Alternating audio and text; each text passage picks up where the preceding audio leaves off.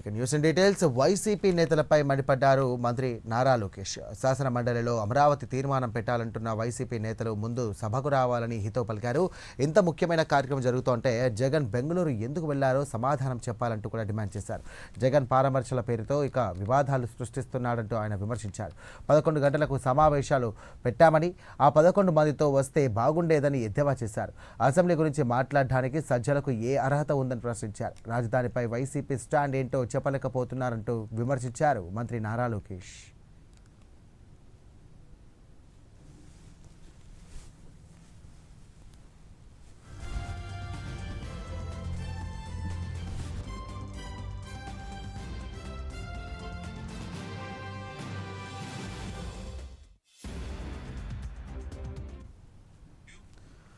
Right.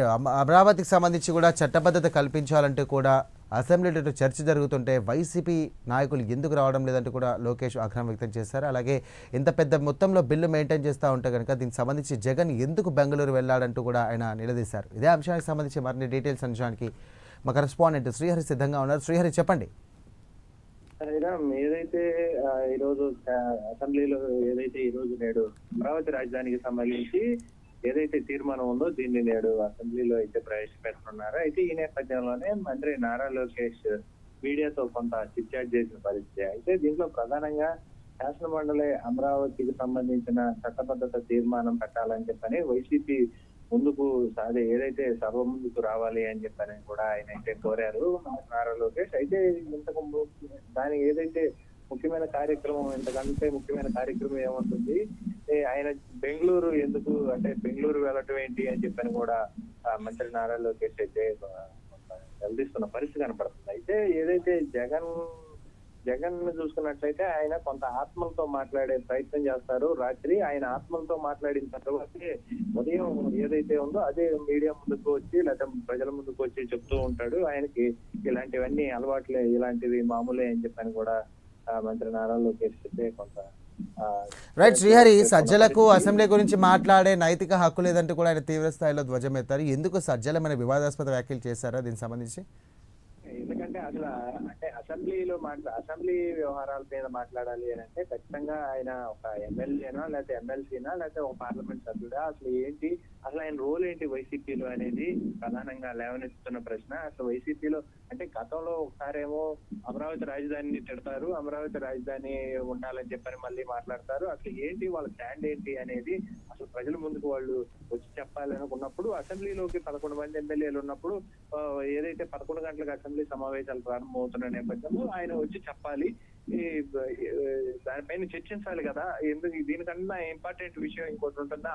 ఏదైతే ఆంధ్రప్రదేశ్ రాజధాని అమరావతిగా ఉండాలని కోరుకుంటున్న రాజధాని, దానికోసం మాట్లాడాల్సిందే అసెంబ్లీలో సందర్భం వచ్చినప్పుడు దానికి ఏదైతే అమరావతి తీర్మానం ఏదైతే ప్రవేశపెడుతున్నారో దాన్ని కూడా ఏకీభవించవచ్చు కదా అని చెప్పని మంత్రి నారా లోకేష్ అయితే పేర్కొంటున్న పరిస్థితి. ఏదైతే ఇప్పుడు ప్రస్తుతం ఆల్రెడీ గత ఎన్నికల్లో జగన్ కి ఏదైతే మొన్న జరిగిన ఎన్నికల్లో జగన్ కి ఆల్రెడీ సినిమా చూపించారు ప్రజలు. తాను అధికారంలోకి వస్తే ఏదో మాకు సినిమా చూపిస్తానని అనటం కాదు, ప్రజలే ఆల్రెడీ సినిమా చూపించారు, రాబోయే రోజుల్లో కూడా మళ్ళీ సినిమా చూపిస్తారు ప్రజలే అని చెప్పని కూడా ఆయన అయితే కొంత అసహనం వ్యక్తం చేసిన పరిస్థితి.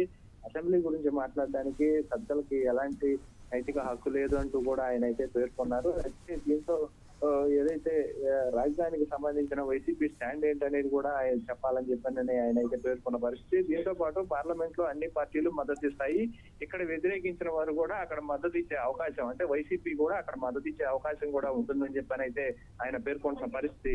అయితే ఏదైతే గతంలో ముఖ్యమంత్రుల పర్యటనలకు వెళ్లే క్రమంలో వైసీపీ హయాంలో జగన్ ఏదైతే సీఎం హోదాలో ఎటు వెళ్ళినా కూడా పరదాలు అదే విధంగా అన్ని కట్టుకుంటూ ముందుకు వెళ్లేవారు, చెట్లు నరికేయడం ఇలాంటివి. కానీ ఇప్పుడు ఆ పరిస్థితి లేదు.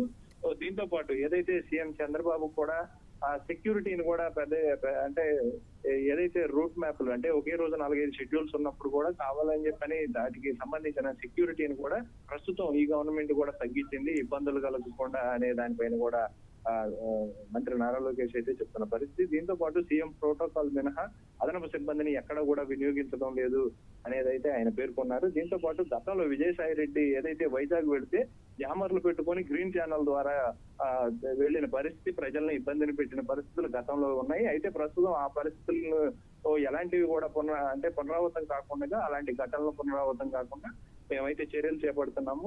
ఎంత సిబ్బందిని వాడాలో అంత సిబ్బందినే వాడుతున్నాం. దీంతో పాటు ఏదైతే అమరావతి రాజధానికి సంబంధించిన రైతులే కాదు, రాష్ట్ర ప్రజలందరూ కూడా ఈ రోజు ఒక గుడ్ న్యూస్ కోసం అనేది అయితే ఎదురు చూస్తున్న పరిస్థితి.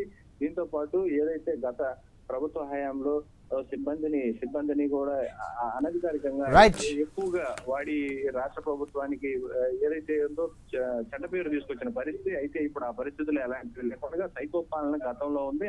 మరో సైకో పాలన రాకూడదు అనేది వ్యక్తం చేస్తున్నారు ప్రజలు అని చెప్పని శ్రీహరి చిట్చాట్ లో మంత్రి నారా లోకేష్ అయితే పేర్కొన్నారు.